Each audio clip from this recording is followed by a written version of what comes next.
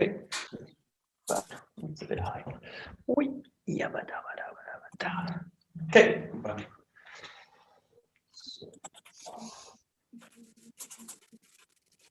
Hi. お願いします。We're going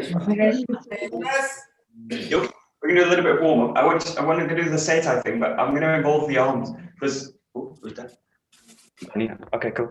So there's one thing with the seitai things, they don't really include the arms. So the arms just get left behind a little bit and then they just follow. So in this kind of seitai stuff, the arms are not really used. In Aikido, we need to use the arms. We use them with the weapons, we use them with grappling. So I want to do the same ones, but just include the arms in it. And it's also good for warming up the arms as well. So just start with the up down. And just think you're going to include an up down movement with the arms. So it's a little bit like when we do the swing, but not fully.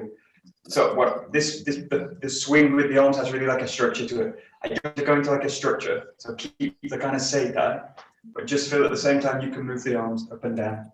So they're not necessarily linked. It's about mobility. Just play with the up down and play with the arms, and you can do what you like with the arms as long as they move in a vertical plane. Do what you like with them, basically. Just get the arms moving. And just play with the body a little bit. You can also jump. You can do this kind of thing. Just do something with the arms which is like vertical. So it's like that, or that, or that. So it can just be the wrist, but get the kind of limbs moving. And just become really aware of the arms themselves and how they connect into the whole structure. Just there. Just play with the arms, really. And for me, with the arm work, it's really getting away from stiffness, from carrying the arm around. I don't want to carry the arm. I just want to let the arm do this. So really, this thing about the arms being like thick, heavy ropes. This is like a really good way of looking at the arms, like big, thick, heavy ropes, because it's basically what they are. You've got all these bones, all these tendons, all this muscle, all these fibers, all this skin. At the end of the day, it's just a big, big, big, heavy thing. You can also just play with one side. You can just really explore the body.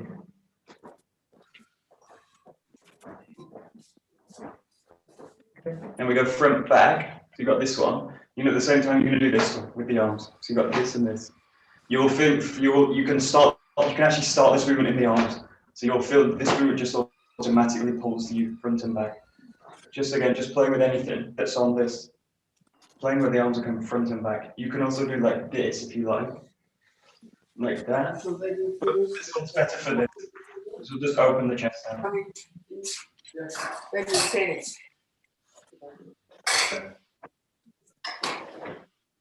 Again, play with it. So don't think necessarily about structure. Play with it. So you can do the elbows. You can push the elbows out like you would hit someone. You can just do it with the wrists. You can do it with the whole structure of the arm. Cross them over. You can do it high. You can do it low. Really play with it. You can do one side. You'll find if you go one side, you're probably going to a rotation. So just see what happens. Okay. And again, it's just about mobilizing. It's about flexibility a little bit, but mostly about feeling. Just getting feeling into the body and the structure.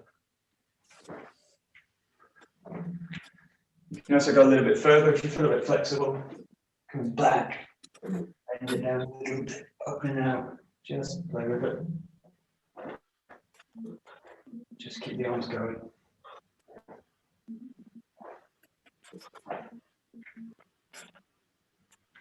Good, that's it. Very nice.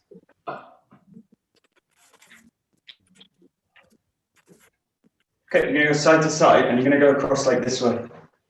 You're going to do this movement. So you're going to go side to side, this way.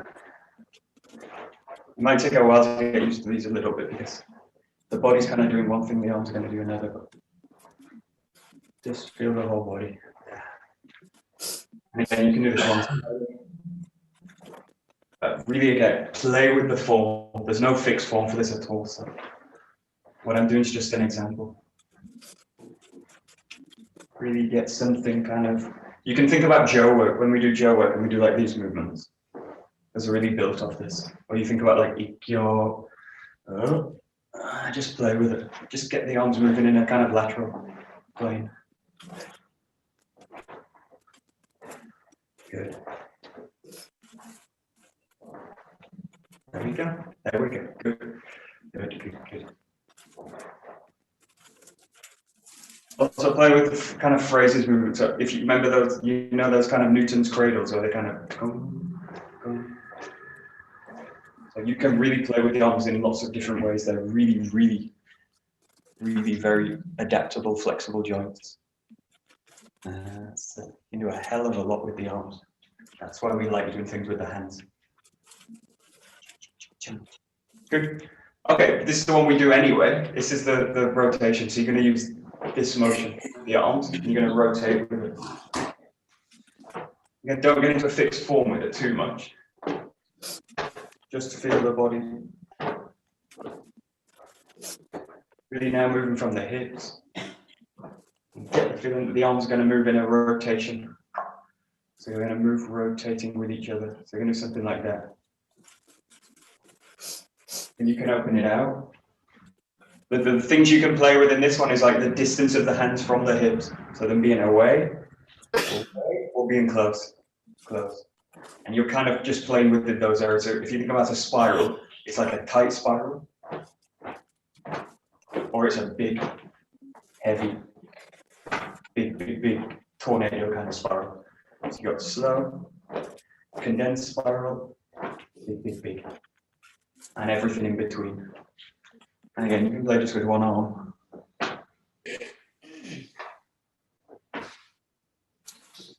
And this is a really good movement to do for the shoulder, especially the back movement, this movement, and this fold forward where the shoulder comes across like this. Really good to keep this mobility in the shoulder. That's it. That's it. And you can think about this like giving a strike like this. So you're doing something like that. Boom. You're doing something like boom, or throwing a ball. Something that involves something that's like boom, boom, out, boom, boom, boom, out, or dum, like this. Tons of movements we use, especially in Aikido. We use this all the time. In the Seitai, the rotation itself is called like a fighting. It's a fighting movement. So it's a movement I will use to protect myself. And it's got a kind of aggressive movement. So because it's a dynamic move like this. So they talk about in terms of animalistic fighting postures. And that's where Aikido uses it, because it's essentially that. That's it. Good. Okay, last one. We do this one anyway as well. So just going to the wave. And just allow the arms to play with it. So what you're playing now is this flexible kind of inside out, sorry. In, out. So what I want you to play with the arms is like closing the arms and then opening the arms out. And again, everything in between, you can really explore it. Also just one side. Just get the arms moving fundamentally. Yeah. That's it. Good. And feel with the inside outside. You can also take it in different directions. So you don't necessarily have to stick to this. You can also take it a little bit in a direction. Okay. Nice.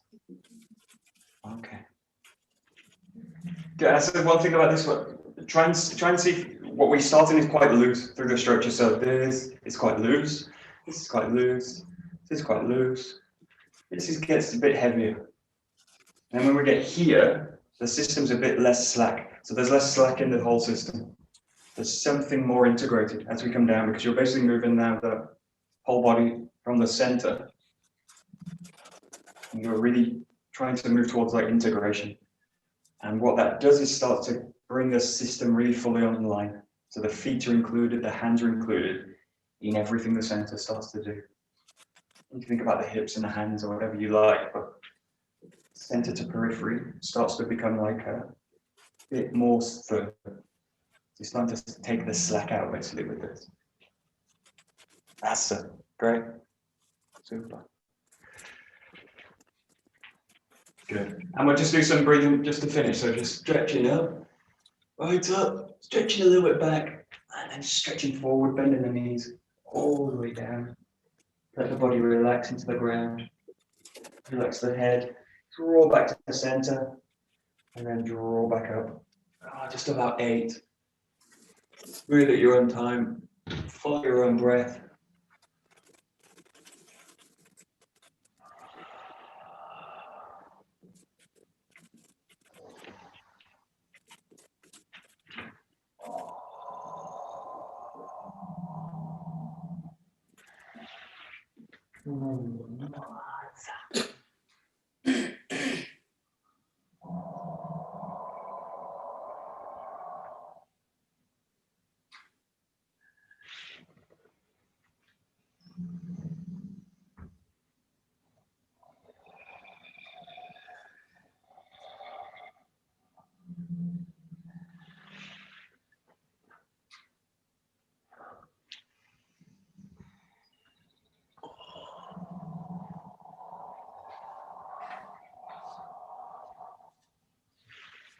Okay, last one, take it nice and slow and just get to the bottom and stay there. So you come up, nice and slowly down. Again, feel the whole systems nice and long and elongated. All the way down. Just let yourself sit into the bottom. So the hands are on the ground, bent knees, breath fully out, and then just let the body sit into the body. Hello.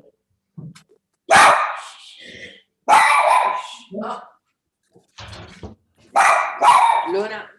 Deep breath. And just relax the whole spine into the ground.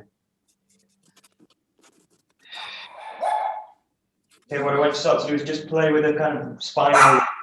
You're going to smoothly move the spine, pass away through the whole spine, through the fingertips. Also going out the feet. Just feel something quite soft, fluid, not a big movement. Feel the body gently sway side to side, front and back, all the way out the spine, all the way out the hands. And what I want you to do is just start to draw the hands back to the center of the body, find the base, and then just start to pull the body up by sinking down into the feet. So the feeling sinks down, draw the body up. So everything's coming back to center. Draw it up, draw it up. Just take your time with it. And back. There. There. That's it. There. Take your time with it. Good. Okay. When you're back, you just start to move the hands. Really shake them out, like you're shaking water off them. In front and back. And the feet. Just shake them out. On the side. Just lean the body a little bit forward, working with circles.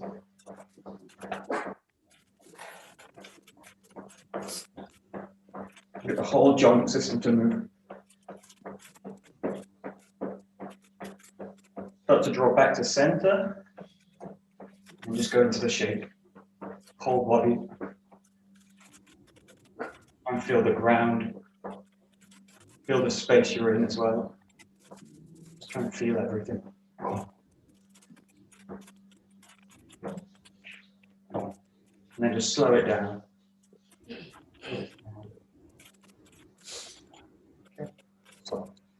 Okay, take a bokken today. Booty.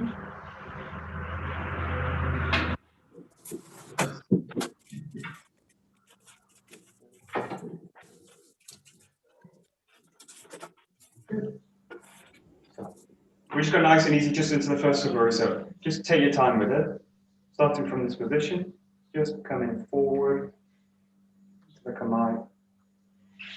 Find the back, find the cut.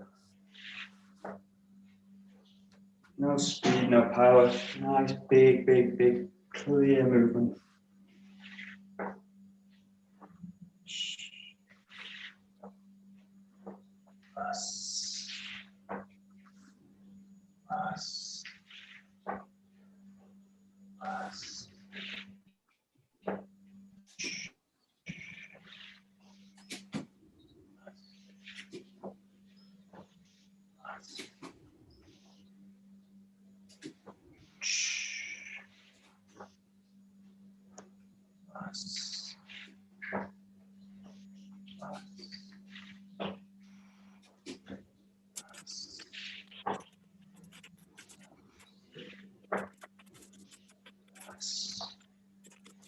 Good. Nice.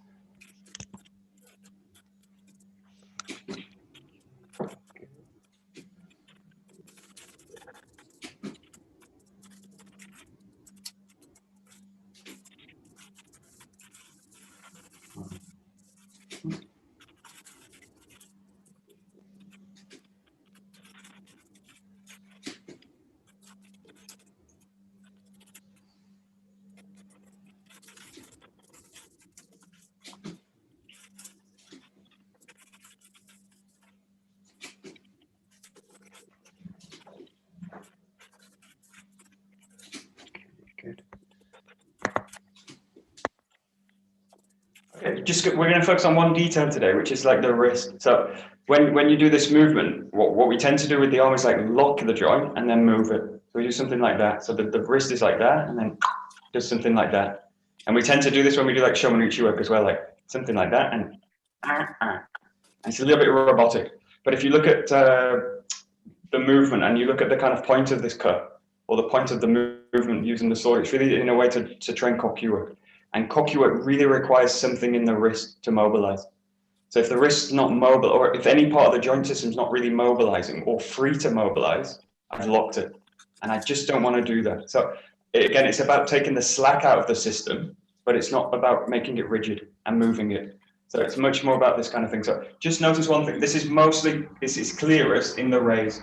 So when you're in this position, the raise, when you do this, I don't want to do something like that, where it's just the arm moving. I want to do something where the wrist is doing this, this, this. So I want you to just play with the cut. If you want to go straight into the cut, like this, and just see if you can find it. Because it's a slightly new focus, just play with it, but just get the sense that you're going to do something goes in the wrist. Now, obviously, that release is going through the whole system, but one of the parts that needs to release is the wrist. The wrist. The wrist. But just look for it in the raise. That's the clearest place to kind of see it. Well, basically where you need it. That's where you need to have the wrist mobile wrists. Yeah. That's it. So it's a really small point, but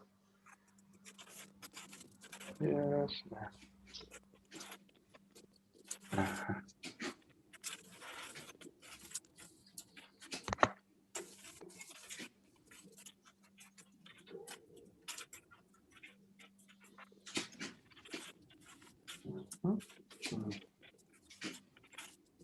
Just try this. So just with the arm. Okay, so you have a ton of mobility, right? It's like the shoulder's very mobile, super mobile, really mobile, but it's mobile in almost every direction, apart from that direction to the back where you kind of lock it up. The elbow's pretty mobile, but it's only really mobile in this direction. Once you take it that way, that's where you've got kotegaeshi. That's where the joint's going to get locked up. The wrist is also mobile, but it's only really mobile in a very, very specific range. So it's got mobility. You have quite a lot of mobility in it, this way down, but it also has this mobility. It's also got that. So just play with the wrist. You can do both sides, but just feel that it's actually pretty mobile. The wrist itself is quite mobile. Now the moment I lock it, I lose all that mobility. So my interest is in being mobile, being free and being mobile. So the moment I lock something, I'm not interested.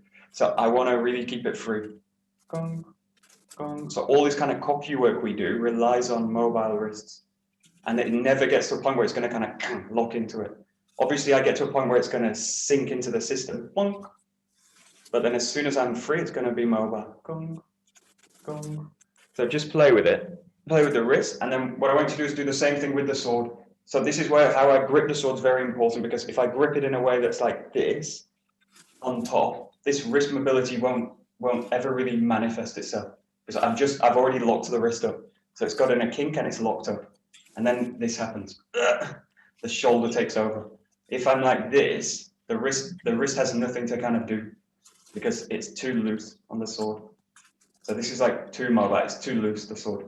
So just play with a position where the hand's just on top, and then that mobility in the wrist is going to aid the movement.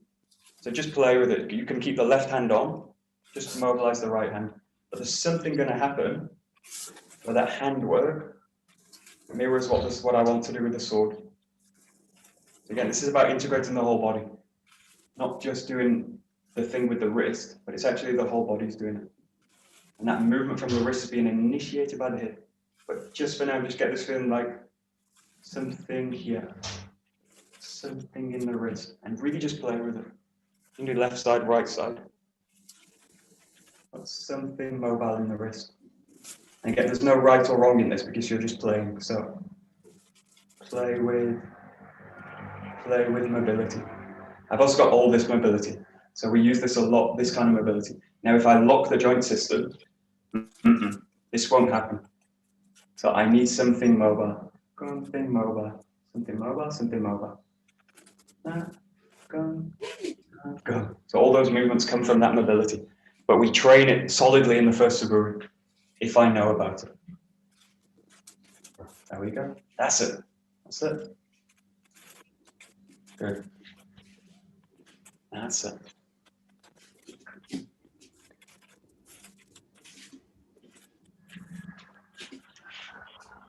What do you notice with this? There's one thing I really notice. If I want to mobilize the wrist, how do you do it?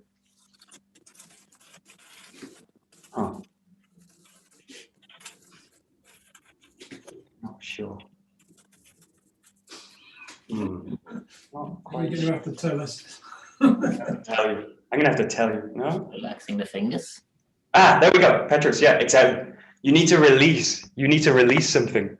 Because watch, if I do like this, if I grip it, just play with this. If I grip it really tightly, I lock the wrist up. I've locked the joint. So in order to move the wrist, I need to release it. So I need to release the hand. I release the fingers. That's why when you do this first Suburi, it's not gripping like this. That won't go because I can't mobilize the wrist that way. So I need to release. And I only catch the fingers, the grip, when I'm striking it. So it's got there. So the raise is a release. It's not a pulling up, it's a release. And then a boom. So just play with that. But both hands are going to release. But don't worry about losing the sword. You won't lose the sword. If you've got the grip in the right way, the sword will just fall into the palm of the hand. So for us, it's about palm contact. It's there. So almost everything we do in Aikido is when we use the hands, is palm contact. Think about Ikkyo. And it's not really about the grab. The grab just seals the connection. So the grab, and then I seal it. The grab, and then I seal it. But I don't need the fingertips. So you can do the first Suburi without the fingers, because it's just connecting into the system. So just try it now. Do it without the fingers. So you don't grab anything at all. You can also do this with the fingers, like you were playing the saxophone or clarinet or whatever. I don't play any instruments, so I can't. That. So you can do it totally. The thing I can't do is focus the cut, but I can do almost everything else with no grip. I can do everything with the sword, with no real grip. Basically, this is the point. It's actually getting out of the fingers, sealing the connection in the palm of the hand, which connects you back to the center, the hips. The fingers go only really superficially to the center. I need to connect much deeper. Ah, good. Good. There we go. Palm contact. Nice. That's it. Got it. Just play with it a little bit.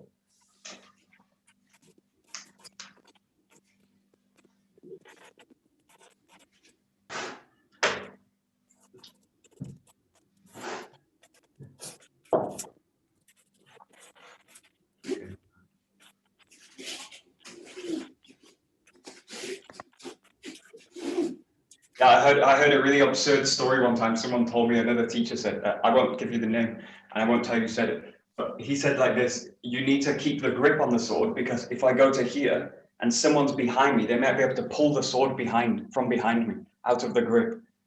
And I say, this is really absurd logic, because the first suburi is not a practical movement. I wouldn't go to the first suburi position in an encounter with someone, and I for sure wouldn't release the sword like this. So don't. This is where if you can get lost if you think the first suburi is a practical movement. It's teaching principles with a very solid movement, but really get the sense that you can now get to the back, and this is like almost fully released. There's hardly anything holding on to the sword because it's anchored in the spine. I don't need the fingertips to grab it. And just notice, just go to here, and then notice if I grip it, look what happens to it goes fully into like contracted, closed. The shoulders do this if I grip. So what I want to do is release the whole system, boom, down. So what I'm trying to do is anchor the sword into the spine, not through the grip, but through the movement, boom, just on the spine. So just get the sense how you can get to here, it's underneath, and then it's on the spine, really in contact with the spine. And it's really there. And then from here, keep that connection there. Just let it go. But be super loose here. I want the shoulder blades, everything, the arms to be very loose. And just play a little bit with, you can slice through.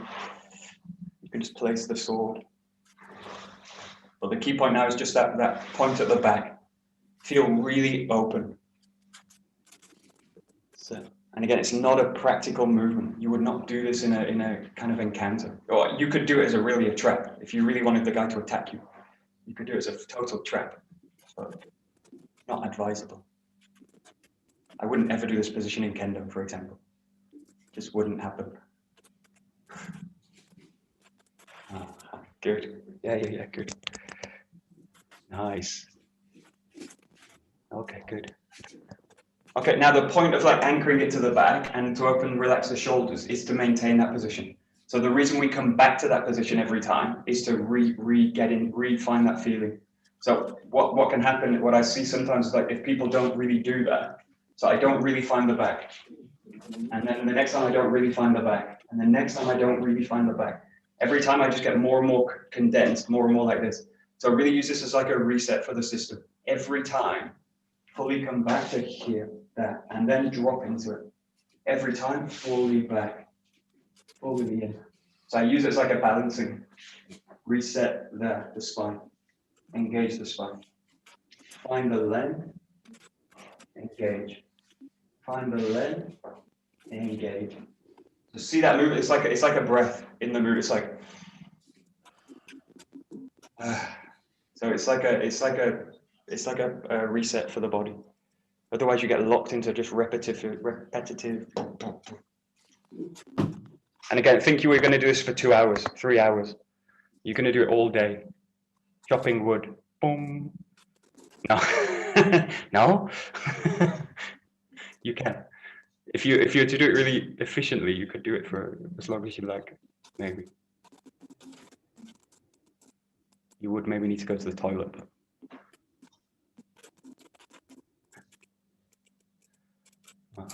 Done. There we go. Good. Nice. There we go. Nice. Good. Good. And then the third point is how you get back to this position where you're sealed. So see these three. There's three distinct points with the hands. Here, the hands are the grip sealed with the fingers, but it's not closed, so it's not tight on the grip. So it's quite loose at this point. Now, when you go to the back, it's very loose, super loose. Now, as you come into the cut, I seal it totally. So I seal it by doing. So just play now with the when you find the focus, and the kime will come from this like but it's the hand doing that. So I'm focusing again. If I go to what I'm doing with the palm, it's that and then that. So that's how I seal the connection directly. If I do it by doing like that, I don't seal the connection properly. So I seal it there and then I lock it in. So it works like that. That's why we grip with these fingers, because it seals my connection to the back and the center. So just play now as you come through. And it doesn't have to be hard. Just play with how do I find the grip. And the key thing that's happening isn't in the hand, it's actually in the center. What's happening in the hips? How does the grip seal that connection? Or seal the contact. Just think of it as contact. Good. There we go. Again, play with it. You don't have to stick to the form. It's just about trying to get this feeling in the grip. There we go. There we go. Nice, Nick. It's good. Good.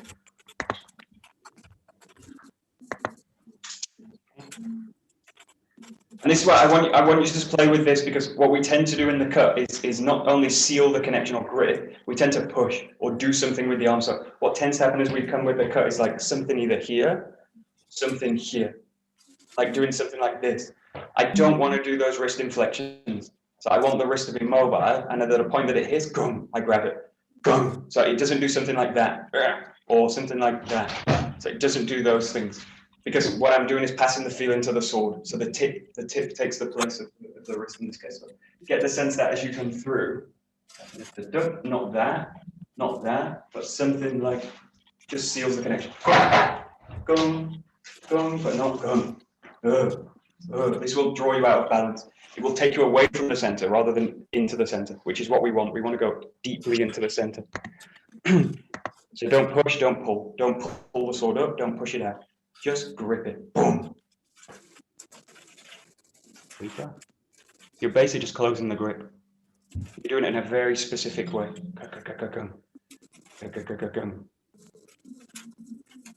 That's it. That's it, Keith. Good. Got it. Got it. Got it. There we go. Ah, good. Michael. Yeah, sure. So you're just closing your hand. You're not twisting over, like no. The metaphor with this, like wringing out the dishcloth. So yeah, kind of this is actually wrong. You know this. This is like I asked them in Japan about this because it's a kind of, it's a bit of a problem because I see it a lot. I'll show you because where's my rack? I'm going to show you with a dishcloth because I asked them in Japan about this. So you can do this, what it's sometimes called is like ringing, right? So you've got a dishcloth like this, and people say it's like ringing the dishcloth. So in the West, we do something like this, right? But I asked them in Japan about it, and they say, no, it's done with one hand. It's done like this. It's just that. It's not this. So when they do it with the dishcloth like that, wringing it out, they mean this. You messed up your floor. They don't actually mean that. So I asked Namoto about this as well. It's like that or something like that. Now, if I do this action, look what it does to the shoulders. So if I interpret that as ringing like this, that's what will happen. Now, if I interpret it as just squeezing, that happens. Because think about that's not what we do. I've got water all over the floor now. But what we do when we do the grip, when I grip someone, I don't do like that. I do this. So when I grip someone in Moroto Do, it's just that. Solidified to the center. But it's not like that. Oh yeah, but like it's a difference, Maisha, because like I can do this. Yeah, you can. But I can also do that. Yeah. You can also do that. And you can do that. But really, in reality, for us, it's like just that. That's why the mobility is interesting, but I'm not doing something like that. I'm not doing anything extra. I'm really just sealing the grip. That, something like that. Play with it, but also this ringing thing for me, I mean, I know people that have experimented with it, and all I see is the shoulders being tight. Like this. It's very hard. I can keep them in and I can do something like that, but now I've locked the system again. But I can do that, but now it's just the wrist. Now it feels empty. So I want something that's the whole body. And the moment I do that, something goes out. But just play with it a little bit. Play with this kind of idea. But I asked them because I was also interested in this. Like, what do you mean by when people say ringing a dishcloth or whatever? Well, just following on from Petra's question, Michael. Yeah, sure. When exactly do you start the gripping process? Ah, good question. Yeah, you do it like when you're coming down, just at that point, and you start to grip, or yeah, it's the very last moment. Just what it's when I grip is when I'm going to make the impact. So if the target was here, was in the air, I would grip at that point, go, that. So that snap would come in, that. So if I was to make a strike, I could keep the fist loose, and at the point I'm going to make impact, go, I need to close it. Now, obviously in karate, we would keep the fist closed almost all the time and go. But it's the same thing. I want to pass a kind of inflection, go, into it. So in this case, I go like that and then that, that. If I keep the wrist loose through that strike, boom, I'm going to injure the hand. If I keep it tight all the way through, it's possible, but for me, it locks the joint. So I want something that's a bit looser. And then at the point of impact, boom. This is like Ikkyo. I want something quite loose until the point I need to, then I grip. So I grip at the point of impact. Just before I make the impact or the impulse to impact, I find the grip. Go, go, go, go, go. That. And it's the same with the sword. Go, go, go, go, go, go. That. But I don't grip too early, because if I grip too early, where did it go? So the grip is just for the impact, for the focus. Go, go, go, go, go, go. Go, go, go, go, go. So I do it just before I'm going to make impact with something. Okay. That makes sense? Yeah. Okay, good. Good again. Good. Play with it a little bit. So look how you time the grip. So look how you play with the focus. You can do it too early. You can also do it too late. And this is what I mean when I talk about dribbling. This is usually an issue where the dribbling comes in.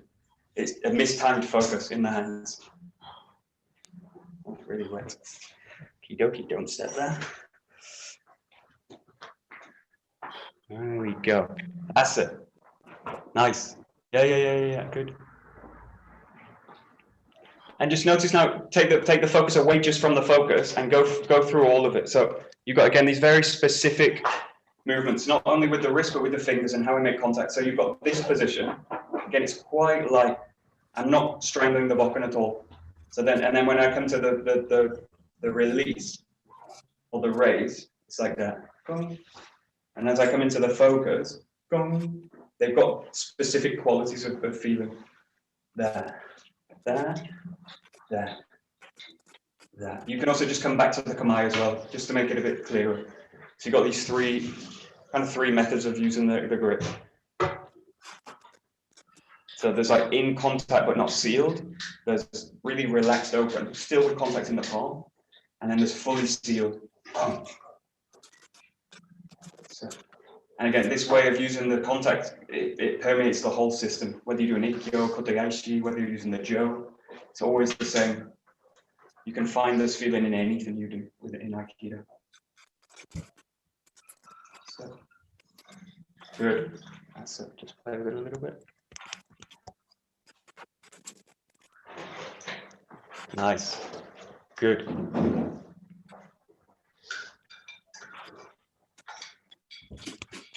Good. And now just go to Zengo. So just look in front and back. Just come to here and just look through the same point. So there's this point originally. There. And then as you rotate, I need to release the grip. There. There. Release. There. Release. Engage. Or release the connection and then seal the connection. Release. Seal. Release. Seal. Release. Seal. Just play with it. Play with Zengo a little bit. Again, just notice how you're connecting to the sword. It's basically how do I maintain contact without strangling the bokken through the rotation. There we go.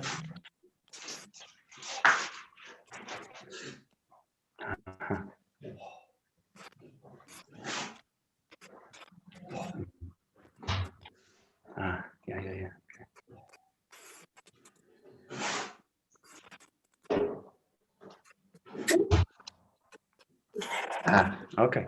So I'll show you what I'm seeing a little bit. Some of you are doing different variations. We all do these movements a little bit. So, and again, it's a way to kind of minimize extra movement. So if I'm in this movement, in order to release it, a lot of you are doing something like this with the sword. So you're doing something extra with the wrist, something like that, or something like that maybe. Or some of you are going out like that. So you're kind of pushing out first and then go. That's because the body's not fully balanced. So you're trying to start the movement in the arms. So get the sense that what you're actually doing in that movement is this, and then from here it's released from the ground. So it's that, and then release it from the ground. So again, it's about raising the sword and releasing the sword. It's not about lifting it over the head. So just watch this. I can lift the sword over, over, or I can release underneath it. And I'm really interested in this second one, this release underneath it. Now, if my weight's underneath this bokken, if I'm controlling it from underneath, it doesn't matter really what I do with the contact. I can release the grip entirely. So just get a sense that it's going to be released from underneath. And it's not that the wrists don't move, it's that they don't initiate the movement. So it's not in the wrist, the movement. It's just the whole system releasing. There we go. Good. Good. That's it, that's it, that's it. Nice. Yeah. Good. That's it.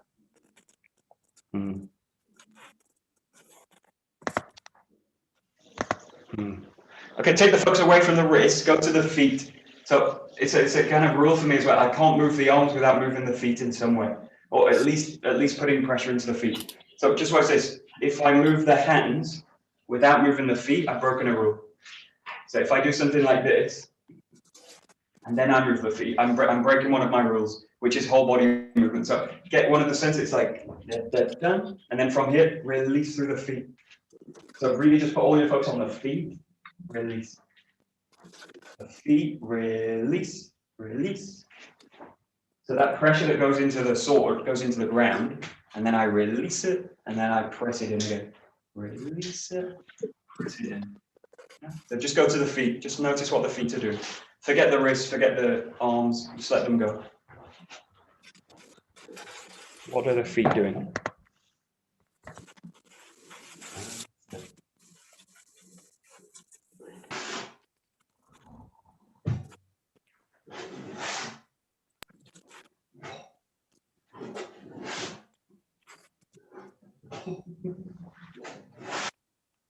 Good.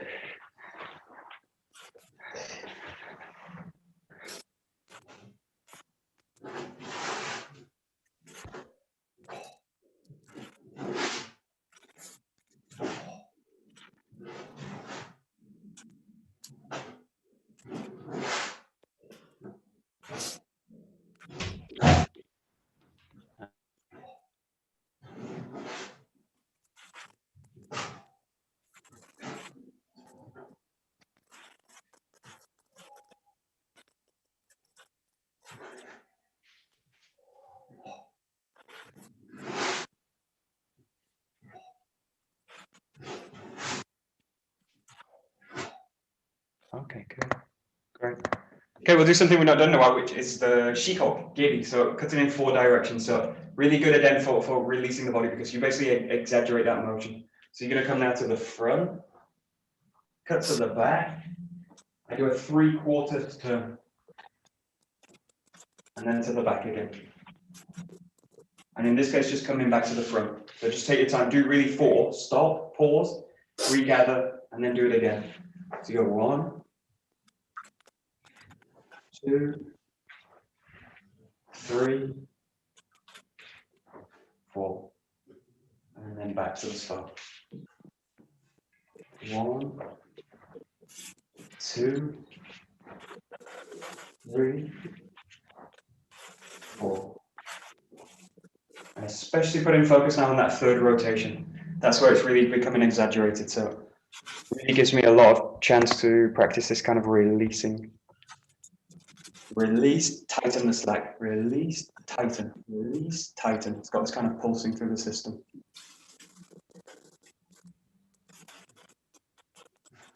There we go. Good.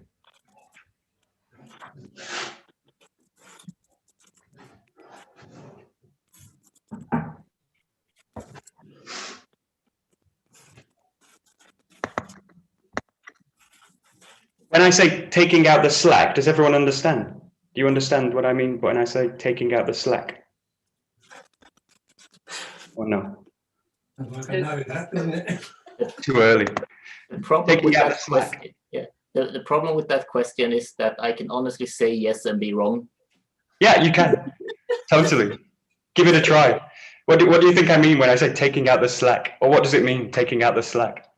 Well, Shiba used that term a lot, and I imagine it just like if you have a line, like the difference between it being slack or tightened compared to stiff. Like we use it a lot with basically if you want to throw someone in kotegaeshi without breaking their wrists, you can really slowly work on how you bend. Like you can press into them, you can pull them out, or you can like just move like where you feel like, basically where you remove the slack. Like kotegaeshi is a great technique to feel that on someone else. Yeah. Okay, good. You understand totally. Okay, that's totally right, because if I look at if I call it taking out the slack in kotegaeshi, it means putting the joint into a position where it's not mobile anymore. So it means taking out the slack means it's fully taut. In English we say taut, and then I only need to exert a very small amount of pressure on one point, and I will collapse the whole system. So taking out the slack, I'll use this band as a better example. This has lots of slack, right? This is slack. It's too loose. So if I'm to pass connection through it, it goes, it dissipates. It goes like this. So if I cut with a sense of too much slack, it goes. So if I move the body with so much slack that it's so loose, everything does this. So when you want to like pass a movement through, I want to take the slack out of it and then pass a movement through. So I pass the movement through directly. So I take the slack out and then I move one point. It moves the whole thing. Now you can use a kind of wave thing where I've got like dum. Yeah, this band's like so elastic it won't do that, but I'm going to show you with another one. Let's see. Let's see.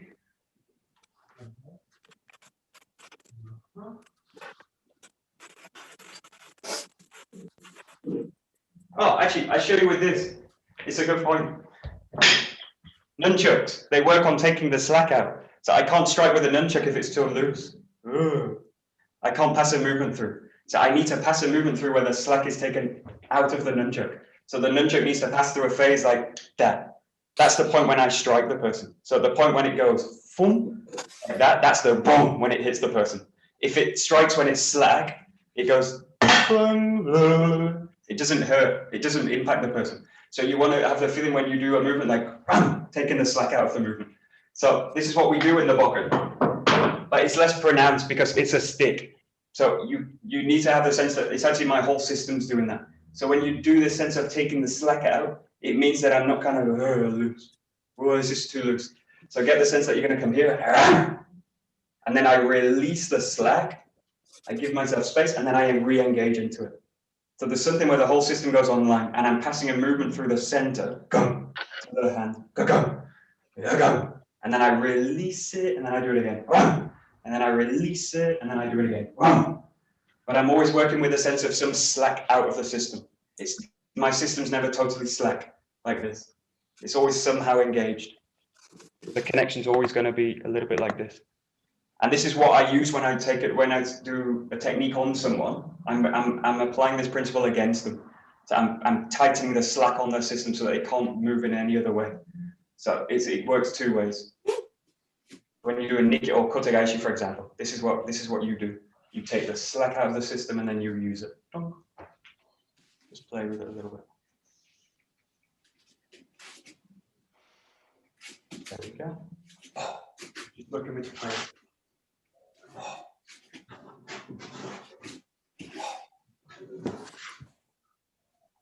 There we go. Nice, nice. Great, looks great. That's it.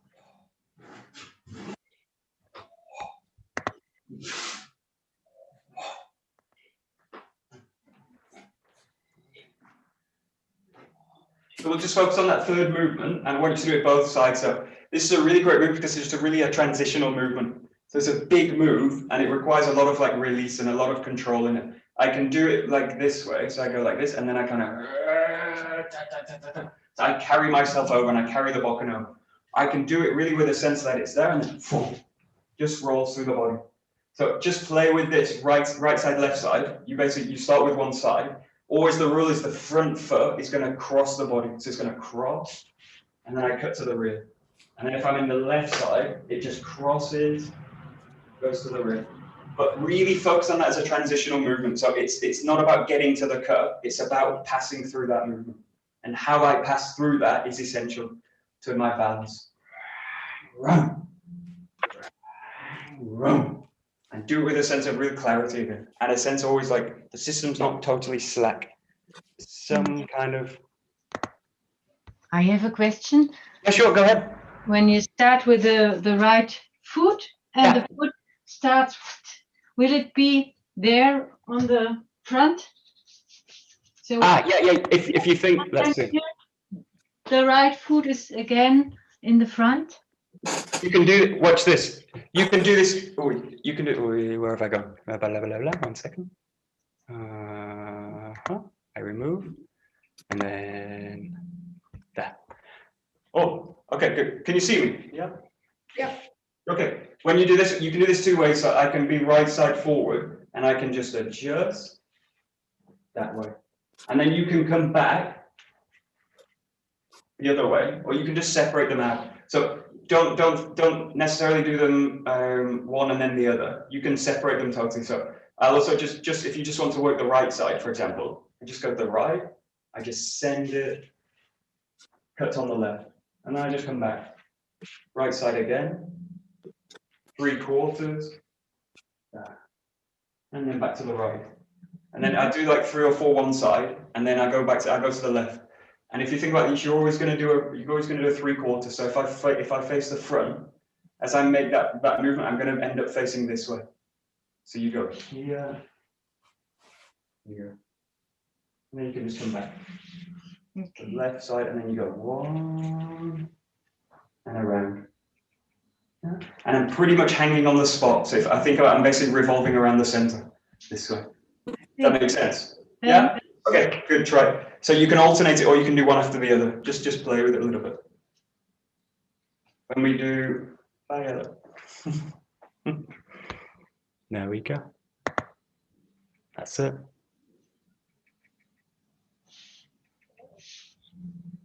That's it. That's it. Good. Great. Got it. Nice. Yeah, try and get a feeling when you do this movement, you're not necessarily moving through space. So I'm not going forward and backwards. Think about you're just revolving in the space. So if you think of your point, like your center point, what I want to avoid in this case especially is like doing something like this. Whoa, where I basically wobble out of the center. So pick a point on the ground, let's say that point, something there, and then I basically hang the center, I hang the body on that point. Whoa. So the whole body revolves around one point. That. So really feel that as you go down, it's that. So I'm actually hitting the center to the ground.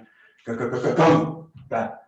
Go. That. So you're constantly hitting the center point. If I start to move it, it's like moving goalposts. You can't hit the back of the net because you're moving the goalposts all the time. So to practice something simply, you want to just drop it. Boom, down into the ground. Boom, boom. Boom, boom. This is a great movement because it's totally just revolving around you. Everything revolves around you anyway, so let it happen. Just gonna go around you. There we go. That's it.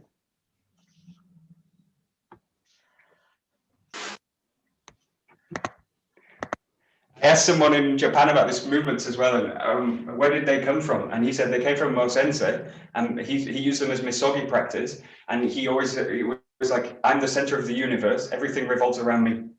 So he used these practices in the morning. Not only like, there was one recently who used them as like sun worship. So he used them as like for the directions, northwest, southeast, whatever.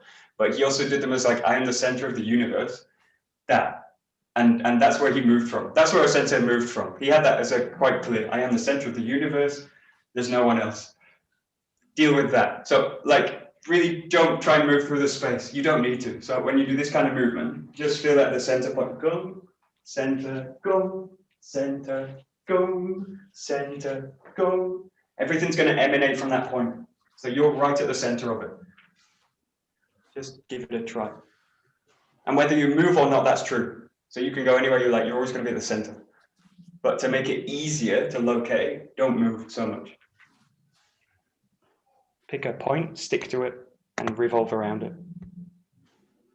There we go, got it. There we go, that's it, Nick. Yeah, good, got it. There we go. Boom. There we go. Nice. Nice. Boom. Good. Boom.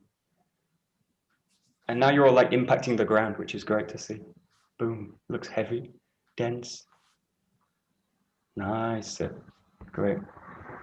Okay, last minute or so, just cut any direction you like. So just play with basically a Shomanuchi. You can go here, here, revolve, turn to the back. Just make them really clear, impacting.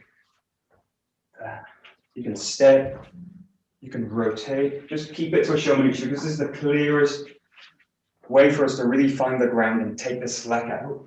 And there, go, engage. Engage. Engage. Really feel like you're hammering something into the ground. Boom.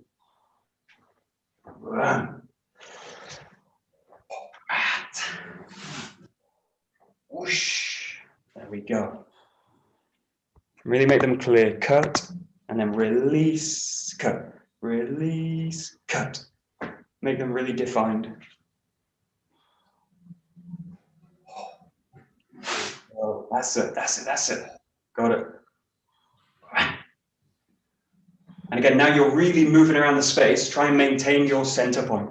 So try and feel that you're really right at the center of your movement.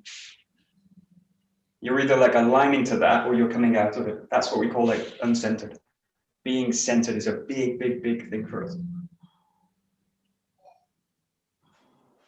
Especially in movement. How do I maintain the center? There we go. Nice. Nice, nice, nice. Boom, good. Boom.